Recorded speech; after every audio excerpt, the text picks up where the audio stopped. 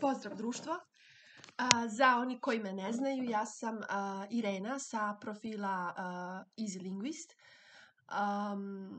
i završila sam u stvari master nemačke književnosti, odnosno zvanično filologije na Univerzitetu u Beču. Moja specijalnost je moderna nemačka književnost, odnosno književnost na nemačkom jeziku. U to spadaju naravno i književnost iz Austrije, Švajcarske, Nemačke i bilo šta što je napisano na nemačkom jeziku. Živim u Beču i vodim svoju agenciju za prevođenje i školu stranih jezika zajedno sa mojim mužem. Današnja tema ovog prvog podcasta je šta raditi kada se zaglavite. Šta to znači? Znači da vi učite neki jezik, na primer, mesec dana, 2, 3, 5, godinu dana, stigli ste do nekog nivoa, recimo obično se to dešava negde oko A2 nivoa i ne znate šta dalje. Učite, ali nikako da progovorite, nikako da to bude tečno, nikako da se oslobodite, da uklavirite neke fraze koje su tipične za taj jezik. I onda dosta ljudi odustane, dosta ljudi podlegne tom ponavljanju toga kako ne zna, kako ne ide dalje, kako ne zna kako da nastavi, kako ne zna kako da progovori, kako se plaši da progovori, kako je teško. I onda tako u tom ponavljanju prođe vreme, vi ne napredujete, moral pada i zaboraviti to što je naučeno ili jednostavno ne uspevate da položite neki ispit i to tako vreme prolazi. Međutim, prva stvar koju treba da znamo je da to ponavljanje toga kako je nešto teško ili kako je nešto ne znate kako dalje itd. To ne pomaže. Znači, pomaže jedino da se suočimo s tim problemom i kažemo ok, šta znam, šta ne znam, šta mi je problem, u čemu je moj problem, da to zapišete na papir i onda da probate da rešite taj problem. I da naravno ne ponavljate sami sebi kako ste glupi i kako je to teško, pošto ćete sami sebe ubediti u to ako to dosta ponavljate, to je jasno. Nadam se. Znači, ako ste ceo život ili to vreme koje ste učili taj jezik, učili samo gramatiku ili ste učili po jednoj knjizi ili ste učili s jednim profesorom, a onda više ne ide, onda treba da promenite ili profesora, ili knjigu, ili sistem, ili način rada, ili bilo šta drugo, jer prosto to što ste do sada radili nije dalo određeni rezultat koji je vama potreban. I ovo je jako bitno što ću da kažem, što dosta ljudi ne posluša, ali oni koji poslušaju sigurno imaju rezultat. A to je papir i olovka. I zapišite gde želim da budem za 6 meseci. Ili do kada moram da položim taj ispit. Do kada želim da propričam taj jezik. I onda lepo kažete imam 6 meseci da uradim to i to. Šta su mi sledeći koraci? Na primer, svaki dan slušam 5 minuta nemački jezik. Slušanje ne znači da vi treba da slušate ne znam šta, nego slušate ono što volite. Jezik se najbolje uči kroz ono što vi volite. Ako je to joga, slušate ili gledate ili radite jogu na nemačkom. Možda je teško prvi trening, možda je teško i drugi, ali 3., 4., 5., 6. svaki sledeći će biti lakše. Znači, pod broj 1, idemo na to da slušamo, na primjer, svaki dan nešto što volimo. Joga, muzika, recepti, bilo šta. Znači, sve što postoji na vašem maternjem jeziku, postoji na nekom drugom. Znači, samo se raspitajte, potražite, ukucajte na Google, ukucajte na YouTube i krenete, upustite se u to svoje putovanje. Mnogo će biti lakše ako vi to učenje jezika smatrate kao putovanje do nekog cilja, nego ako smatrate to kao neko učenje za moranje za neki ispit. Znači, učite kroz slušanje. Učite obavezno podlačim 100 puta kroz pisanje. Ako se ne piše, nema rezultata. To nije moja izmišljotina, to je naučno dokazano da se svaka stvar mnogo brže zapamti ako se napiše svojom rukom. Znači, ne u Wordu, ne u tabletu, čemu god, nego svojom rukom, svojim rečima, svojim rukopisom. Jednostavno brže signal dolazi do mozga, znači to je naučno dokazano. Znači pod broj 1 slušate, pod broj 2 pišete. Znači slušali ste nešto, na primer neki recept na YouTube-u i čuli ste 2-3 reči koje ne znate. Zapišite ih, proverite u rečniku i vidite šta možete da uzmete od toga. Ne kažem da treba svaku reč da učite, jer ako je ta reč, ne znam, dinstanje, lupam, a vi volite samo sirove recepte i tu reč možda nećete nikada upotrebiti, pa ne morate sada da je učite na 2 nivou. Doći će nekada kasnije, ćete se setiti te reči kada vam bude bila potrebna. Znači, učite ono što vam je u datom trenutku potrebno. Pišete. Sad tu imate razne neke metode učenja reči. Možete da pravite kao Lernkarten, to su kartice za učenje, koje možete sigurno da kupite u nekoj knjižari, ali možete da ih napišete jednostavno rukom, uzmete papira A4 formata, A5, šta god, presavijete ga na 2 dela, na 4, onda samo isečete male kvadratiće i pišete na svakom kvadratiću jednu reč, na strani ili ispod u ćošku prevod i imate uvek sa sobom te kartice koje možete da nosite u džepu, u torbi, gde god i čitate usput u prevozu, u pauzi, na poslu ili kad god. Naravno, za to postoji aplikacija, ali ja preporučam da se sve to piše rukom. Opet možete da uzmete one kao post-it, kao male nalepnice i da lepite svuda na predmete. To je metoda koju koriste zapravo sportisti kada rade u nekoj drugoj zemlji i moraju brzo da nauče određeni fond reči. Znači, lepite ako je, ne znam, ta reč plakar, zalepite na plakar, plakar se kaže der Schrank, množina die Schränke, i tako to držite 10 dana, gledate svaki put kad prolazite pored tog plakara u tu reč, posle kada naučite reč plakar, onda jednostavno odlepite i zalepite neku drugu. Zalepite na plakar, na vrata, na frižider, na sto, na kompjuter, znači nekoliko 10 tih post-ita zalepite i onda posle 10 dana ih zamenite i tako dalje. Prosto nađete neki metod koji vam odgovara ili jednostavno imate odvojene sveske za sve. Odvojena sveska za gramatiku, sveska za reči, sveska za švrljanje domaći, korekcije, beleške i tako dalje.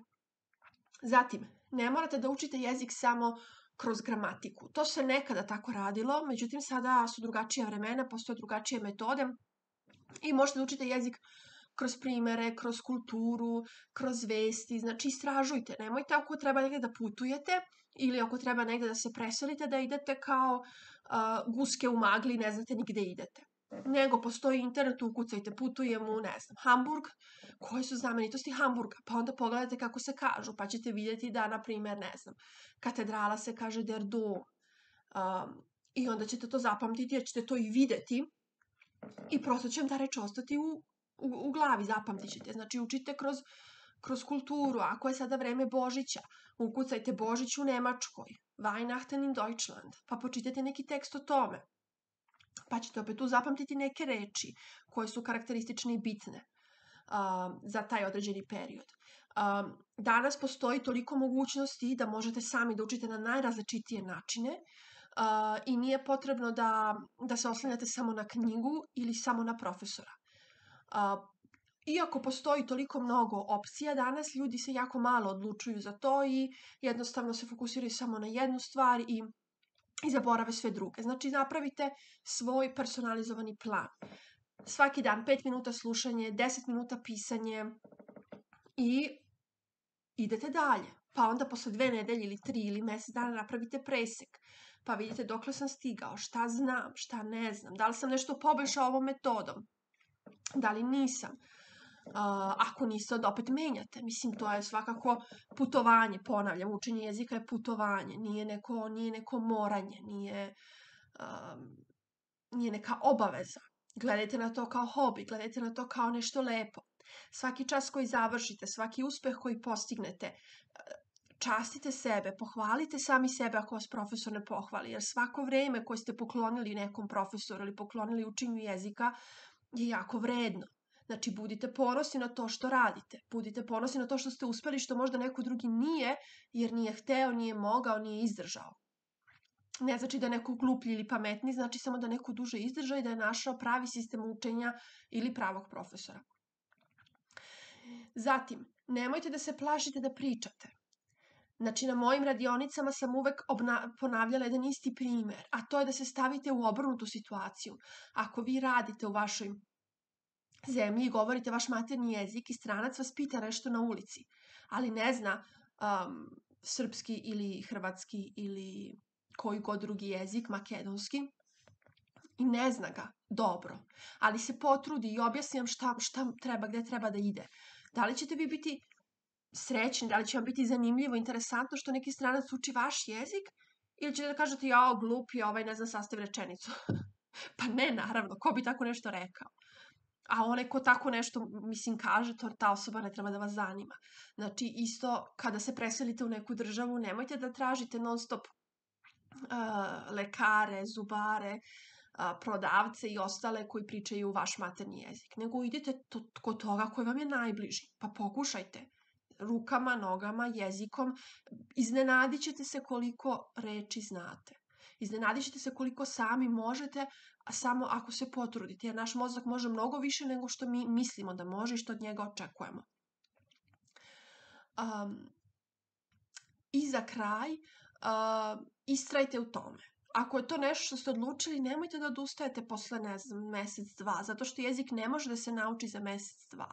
Znači, ja učim nemački od svoje 8. godine, pa sam išla u filološku gimnaziju, pa i sam išla na fakultet, pa sam išla na master i još uvek ne znam sve tajne i čari nemačkog jezika, niti bilo kog drugog koji sam učila, pošto naravno ne govorim samo nemački. Ne samo zato što ja to ne znam kako treba, naravno da ne, nego prosto jer se jezik menja. Samo ove godine, odnosno ove poslednje 2 godine, je u nemački i u svaki drugi jezik ušlo mnogo novih reči. Neke su iz engleskog, neke su izmišljene, na primer lockdown, cluster, zatim reč 2020. godine je, 21. godine u Austriji je Schattenkanzler, koji se odnosi na bivšeg premijera Kurza i na celu njegovu situaciju, sada da to ne objašnjavam, ali u svakom slučaju jezik se menja i moramo i mi da se prilagođavamo tim promenama i da koristimo neke druge reči, kao što se nekada reči kao što su das, muss i essen pisali sa scharf s, a sada se pišu sa doppel s, znači sa 2 s. I to su svi ljudi morali da prihvate jer je pravopis to propisao, to je novo pravilo. Znači nisu mogli sada ljudi da uzmu i da i dalje pišu tako do sudnjeg dana, iako tako se više ne piše. Mislim, to prosto nema smisla. Znači, jezik se menja, to nije nešto što jezik nije kamen. Sad ću ti kao naučio sam da je to kamen i nosim taj kamen okolo i super. Ne, jezik nije kamen. Jezik se menja non stop i stoga mi moramo da prihvatimo i to da ćemo mi ceo život morati da učimo to. Odnosno, ali šta je bitno? Bitno je da mi to ne gledamo kao učenje, nego recimo kao razgovor, kao diskusije, kao, znači sad se nešto to promenilo, pa sad mi možemo da pričamo o tome, na primer, da li je lockdown der ili das, zašto neki govore der, zašto neki das, da li je uopšte to moguće da ta reč ima 2 člana i tako, sa nekim porazgovarate o tome, da li je to profesor, da li je to neko ko uči jezik ili neko koga znate, ko je materni govornik tog jezika, porazgovarajte o jednoj stvari. Iznenadit ćete se koliko stvari možete da naučite ako se fokusirate da pričate samo o jednoj stvari. Tu će izaći mnogo stvari koje će se granati, a opet sve vreme pričate o tome. Znači ne učite, ne bubate, ne učite ništa na pamet, nego pričate. To je jako važno. Što znači da treba da se okružite ljudima koji takođe uče jezik ili imaju slična interesovanja. Ako ti ljudi nisu vaši prijatelji, potražite ih na kursu. Potražite nekoga online, pitajte mene, pitajte nekoga koga poznajete. Znači, učite jezik kroz priču. I za kraj pišite, pravite porodice reči. Šta to znači? To je nešto slično kao mape uma, knjiga Stav mi mozak, Toni Burzan, mislim da se zove autor, stara knjiga, ali u svakom slučaju i dalje aktualno. Recimo, ako ste naučili glagol gehen, ići, vi ga napišete na sredini lista, gehen, zaokružite ga i onda pišete crtice kao zrake sunca, levo i desno i onda naučite koje još reči potiču od te reči. Naprimer, Ausgang, izlazak ili izlaz, znači ima dve vrste, Ausgehen, izaći, izlaziti, Weggehen, otići, Fortgehen, izaći napolje. Dodate, na primer, aktualna reč Ausgangsbeschränkung, ograničenje izlaska, odnosno policijski čas. Onda, na primjer, izraz, učite cijele izraze geh weg, kao idi, skloni se, beži. Ili, na primjer, dobro, može gang. Gang može da znači kao hoda, može da znači i hodnik. Znači, napravite svoju porodicu reči sa nekim zanimljivim rečima koje sve potiču od jedne iste reči, jer ćete tako to mnogo lakše zapamtiti kada su reči povezane, nego kad učite tako nešto sve bez smisla. I naravno, za kraj, ne odustajte i kome se dopala ova prva podcast epizoda može slobodno da lajkuje. Za one koji žele da prate svaki dan moje aktivnosti i lekcije koje postavljam u vezi sa nemačkim jezikom, motivacijom, učenjem jezika i načinima učenja jezika i tako dalje, možete me zapratiti na mom Instagram profilu Easy Linguist, gde sam aktivna svakog dana. Za sva ostala pitanja možete me kontaktirati putem maila ili ostaviti komentar ispod ovog videa. Hvala puno i wir hören uns dann ein anderes Mal. Tschüss!